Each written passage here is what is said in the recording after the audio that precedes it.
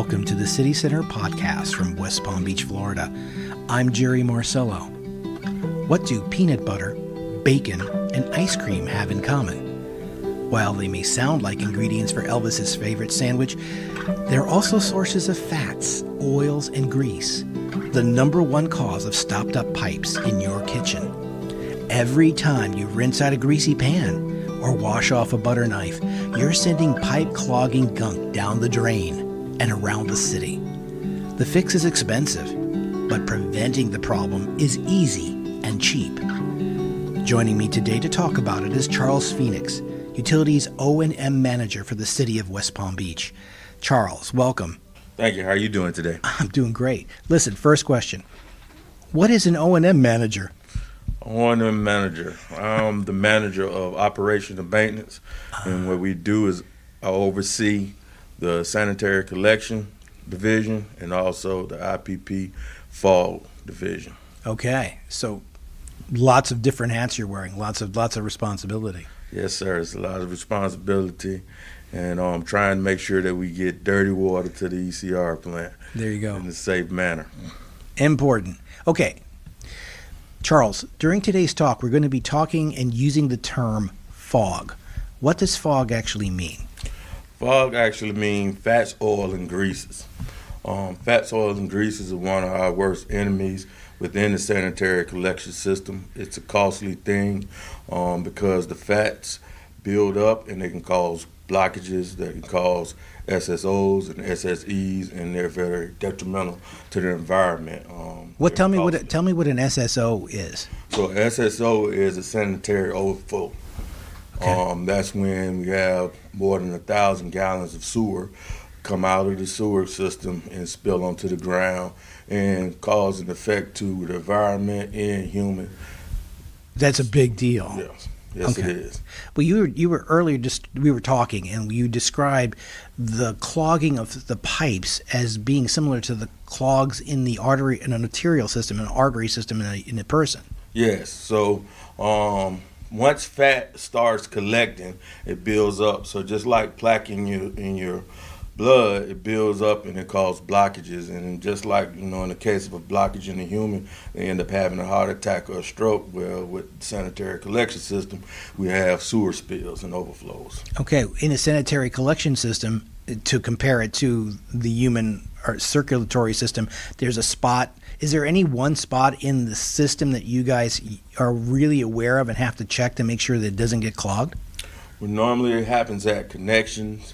If we have bellies or sags within the main, and if it's a spot within gravity, because sewer works with gravity. Mm-hmm. If the spot moves too fast or too slow, we have what we call this fallout, and then what happens is those particles start combining again, and it grows like a mass until eventually will block the pipe and cause a blockage. Okay, so and that's what you touched on, something I don't think a lot of people realize, that the sewer system basically works with gravity. It's running sort of downhill a lot of. So instead of there being a pump or some sort of mechanism, by and large, it's all just gravity pushing the sewage around. Yes, it's gravity to certain points. At that point, once it reaches to a certain point, it all goes to what we call a lift station. The lift station is mechanical pumps which pick up the sewer and then pumping it to the force main, which is under pressure, and that's how we have the sanitary sewer get to the ECR plant through force mains, and all that is pressurized pipe. So now we're counting on pumps and to push it along. But there are certain spots along this system, including the pumps and the stations, that will be adversely affected if there's too much fat material collecting on the walls of the pipes and conduits. You hit it just right. Yes, that's what happens. It collects, it builds up, it get hard, it solidifies, and get as hard as a brick in certain cases. Wow. Those that are seasoned to being in the industry, we call them logs once we see them break loose, because they'd be big as a log. Sometimes the grease patties could be as big as a log. Wow. In the lift station, they become patties, and they mess with the telemetry, and sometimes we have spills because our floats do not activate right because they're riding on the grease patty, and the station doesn't turn on properly, and we can have a spill from that. So grease is a tremendous problem. Fat and oils are a tremendous problem, and we're talking primarily about these oils that are coming from just regular cooking in homes. Is that right? Yes, regular cooking. A lot of people don't understand that fats and oils are in a lot of things. It's in animals, it's in your vegetables, it's in the oils, the grease that we use to cook and fry with, lovely butter, all that type of stuff. It makes the food taste good. Pretty much is what causes fats, oil, and grease. Okay, so if I'm not going to change the way I cook, I want to have really tasty food and fried food, but what can I do to not pour it down the drain? Well, we have a couple situations that we would like to use. We have a fog program which we use. With that fog program, what we do is we try to collect those fats, oil, and grease and have them recycled. And once they're recycled, they're used as biofluid. Okay, so you're saying that, folks at home, someone cooking in their kitchen, instead of just, draining the renderings or the oils down the sink, which would lead to clogs, to basically collect them in other containers. Yeah, so you can let it cool with our fog program. We offer a gallon jug that we use that you guys can cool the grease, pour it in the grease, and once it get full, we'll collect it and have it recycled. There's other alternatives that we have. So on our friendly Amazon, we have grease bags, RV bags that you can pour them in, and they can handle heat. And you collect enough grease and you fill it up, and then you can just fold over the bag and toss it in the garbage and get rid of it. Charles, for the folks at home who can't see that, basically you've pulled out a bag that looks a lot like a small coffee bag, like you'd buy ground coffee in the store, and it has a little lip across the top and a way to seal it. Yes, sir. And it looks like it's made out of like a plastic kind of foil. Yes. So you would go ahead and open that up. You don't want it like super hot right off the oven. It's not super hot. Even though it says that it can hold heat, I would rather for it to cool down a little bit. Yeah, no doubt. But Yes. you could go ahead and fill that with the grease, and then that can be sealed and then recycled. Or it could be sealed and recycled, or you can just throw it in the trash. Okay.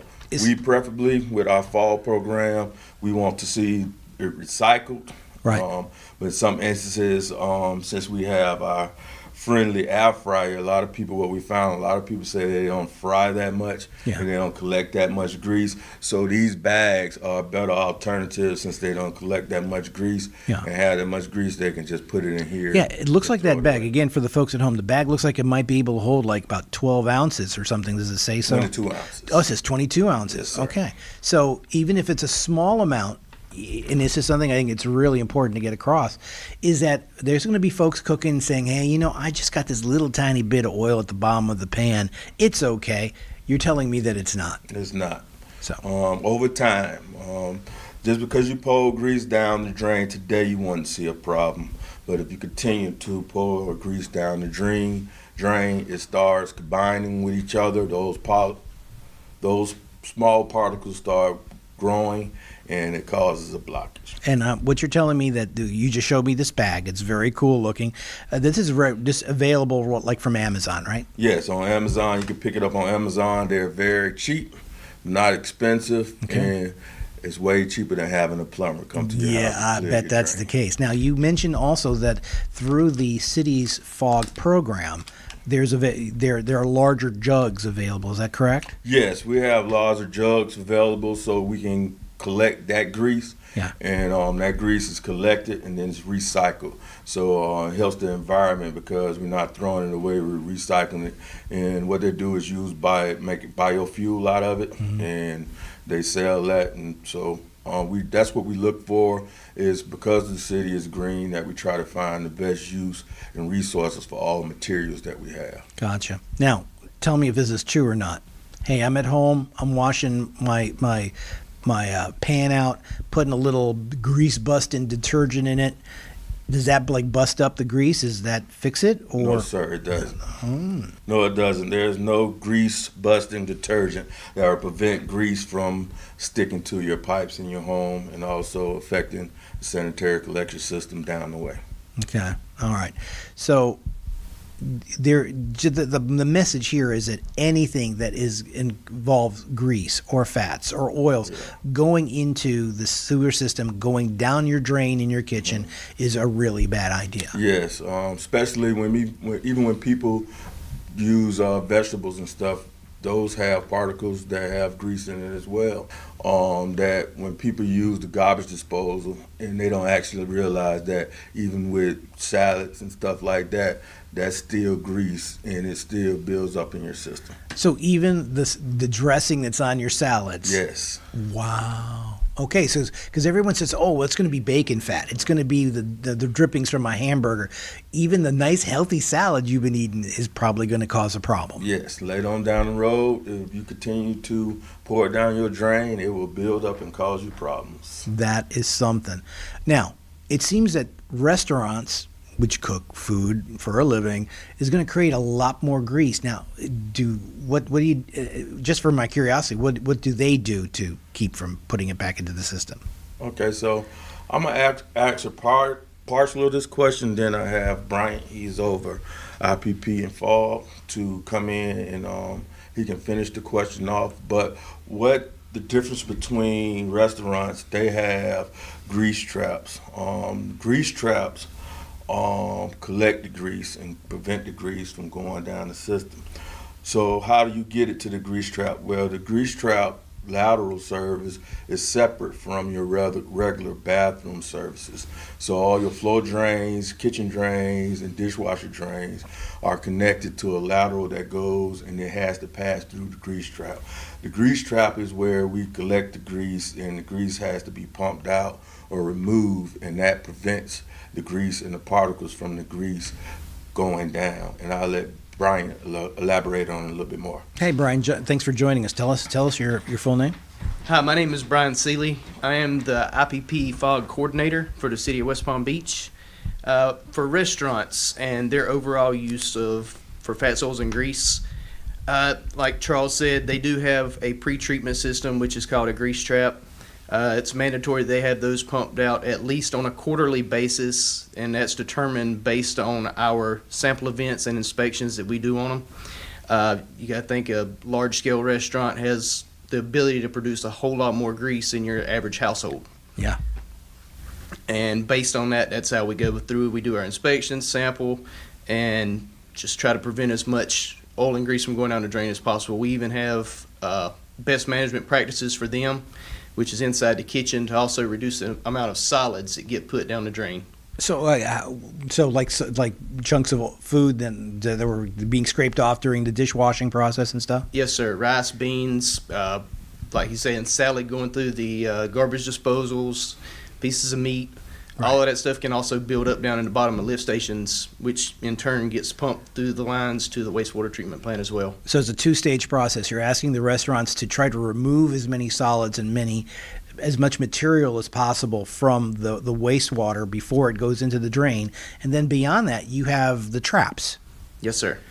That's really cool. So, and every restaurant has to adhere to certain rules and regulations about this. They do. It's mandatory through our sewer use ordinance that every food service establishment, whether it be a coffee shop or McDonald's, Red Lobster, they must have some form of grease removal device. It may be a 10-gallon under the sink device, or it may be a 2,000-gallon interceptor in the ground. Okay, I'm going to throw you a little curve here. I don't know what the answer is. Okay, that's cool. What about stuff like the very popular food trucks that we see driving around? A lot of your food trucks, they go through what they call a commissary.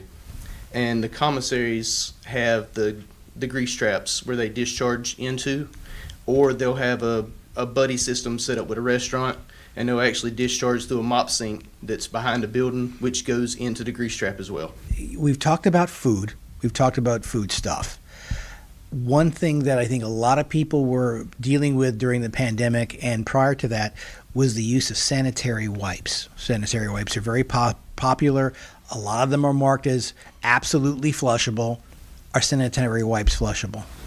Sanitary wipes are not flushable. You say that with great conviction. It's been a new world order of what we battle and fight in collections, and today I have brought Brandon Ingraham, the collection superintendent, and he could speak a part of what he's been facing and what the department is facing and how costly it is with the wipes that have been affecting the system, along with not affecting the system, but also all the way to the ECR plant. And it's costing us a lot of money because those wipes say that they break down, but they don't. So if you put toilet paper in a cup of water, you'll see the toilet paper dissolve. That's what we look for. You put a wipe in the water, you can come back 2 months and it's not going anywhere. So that's what's hurting us, because it doesn't dissolve. It stays whole, and they bind to each other and collect to each other and pick up other things, and then eventually they get there and they cause clogs. And that's been a big fact against what we've been fighting for a while, especially after COVID hit. We had not only we had a bunch of wipes, but we had the mask that was also getting flushed down and building up in the system and causing a backup. But I'll let Brandon Ingraham explain a little bit more about that. So explain a little bit more about again, we have a mindset that flushable wipes are indeed flushable, as it says like that right on the package. You're saying it's not. No, so the flushable wipes, like Charles mentioned, they don't really dissolve when you put them down in the sewer system, and everything works on gravity, and the solids usually don't move as fast as the water, so the solids settle out and they just build up with the grease and all the other stuff and debris that comes down the sewer line, and they end up causing sewer blockages in the sewer mains, also in customers' pipes in their homes. If they have old corroded and pit pipe, those rags will get caught up in those as well, and also into the sewer laterals or the city system. Right. And you see a lot of it too down the line at the lift stations, the pump stations that he was talking about earlier. They get into the propellers of the pumps. They stop the propellers from working properly for pumping the sewage out, and they cause a lot of issues in those where the guys have to go in and derag lift station pumps or check valves where those rags and debris get caught up and hung up in. So, for us, it's a big no-go for people really to use those wet wipes. Yeah. We go out and we do repairs on laterals and things of that nature. We try to make sure we make contact with the consumer. And, if we see that they have been using those wipes, we try to tell them, just kind of stick to toilet paper or find another alternative, or maybe another waste basket that they throw them in. And Brandon, you touched on something that I wanted to talk about a little bit here. You mentioned that if you have older pipes, say you live in a home that's 50, 60 years old, built in 1963, 57, or even earlier, you're probably dealing with drain pipes that are going to be made of cast iron. Is that right? Yeah. Not the plastics that we have nowadays. Now, with cast iron, it does deteriorate. Is that part of the problem? So I go back into a couple of things about like the fats, oils, and grease. When they build up, they cause a lot of H2S, and that H2S from the grease and the fat helps corrode pipes and helps corrode our lift station structure, our manhole infrastructure, because that grease sticks to those surfaces, and eventually it starts helping those things corrosive and deteriorate. You use the term H2S. Tell me what that is. So H2S is a gas. It's like hydrogen sulfide. Yeah, H2S is hydrogen sulfide, and it's a corrosive gas. Okay, so the corrosive gas will then affect the iron in the pipes and then cause the iron in the pipes. It also concrete structures, and it helps deteriorate that structure. I can tell you from my own experience. I live in a home that was built in 1963. I've got cast iron pipes. Every so often, the plumber comes at a very expensive cost, and they feed little cameras down into those pipes, and it looks like I'm in a stalagmite cave. These little corrosive fingers sticking out that were formed by the deterioration of the iron in the pipes. So so that's something we need to be aware of. If you live in an older home, especially, you're going to have literally these obstacles that'll catch material that's running through your drain pipes. Yep. So is it quite so bad for folks with newer homes that are using PVC? Well, not as much, but with PVC, going back to grease, the grease can build up in the PVC and can help cause those blockages. It can also catch the wipes as they're going down the drain to help back up the system as well. So the grease is not non-stick. It'll stick to anything once it starts to coagulate and gets hard. So PVC is not immune. It's going to happen there too. Yeah, it happens to PVC. It's not immune at all. All right. Well, let me jump back over here to you, Charles. You've mentioned that there is a program, a fog program with the city. Tell me a little bit more about it, and how can people find out, get more information, get some of these options for containers? Okay, our fog program, what we have is a trailer that goes out, and we go to educational sites. We've been at the Green Market. We've went to a couple of events at HOAs to get the message out. So we have brochures, we have videos, and some pipes that we identify that have fog in it and what it actually looked like to educate the citizens of West Palm. Our fog program also reaches out. So when Brandon has problems in the system and he identifies that we have grease in the area, in the neighborhood, that is passed on through to Brian's group. Brian Groups goes out and do outreach. We have brochures, and we have educational brochures that we give the consumer and talk to all the residents on why it's important not to pour grease and put things down their sewer to keep them from affecting the system in a whole. Just because you can't see it doesn't mean you're not hurting something down the way. Most people look at it as that, hey, once I flush it, I don't see it no more. The biggest problem is when they can't flush it. That's when it becomes a problem. When it don't want to go down, that's when it becomes a problem. So we try to educate those. We have a website that's on the city server. You can go there and look at fog. It has educational things and notifications. We also have a phone number that you can reach us at, and the phone number is 561-653-2677, 561-653-2677. And you can also email us at focus@WPB.org.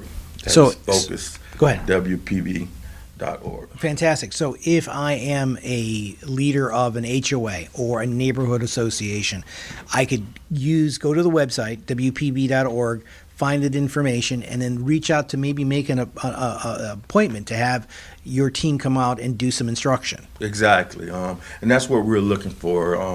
To get the fall program out, we're trying to get those and socialize with those people and build a program and be able to have a partnership with the people to keep the fats, oil, and grease out. One good thing about it is if we keep the fats, oils, and grease out, we have a less operation maintenance cost at that time. It's lessen the impact on the ECR, which is responsible for cleaning the water and getting the water safe enough to return back into the environment. So when we get out and do the outreach and people really understand about the grease and oils, we have seen where Brandon doesn't have to do preventive maintenance in that area often no more, because we see that, okay, people are listening to us. They see the fact of what's going on. And it doesn't only save the city money, it saves the residents money, because the residents, with their pipe, they're responsible from anything from the white array back to their home. And then that's when they have to call the plumber. And plumbers are pretty expensive right now in today's world. So just to eliminate having the cost, it's easier just to throw it away and recycle it, one or the other. But we have two options that we give with the educational background about throwing it in the garbage or putting it in the 1 gallon container that we pass out for free and recycle it. We strongly want to push recycling, but if you have to do anything, we understand that. Just put it in the garbage and put it in the garbage properly. That way it can be taken away in the way it should be. Great message. Charles Phoenix, Brian Sealey, Brandon Ingraham. Ingram, thank you very much. Gentlemen, appreciate your time today. Thank you for joining us, and thank you for everything you do for the city. Thank you. Thank you. And thank you for listening to this podcast, direct from City Hall in West Palm Beach, Florida. We hope you've enjoyed our conversation today. And if you did, please subscribe and let your friends know that we're here. We also want to hear from you. Tell us what topics you'd like to know more about.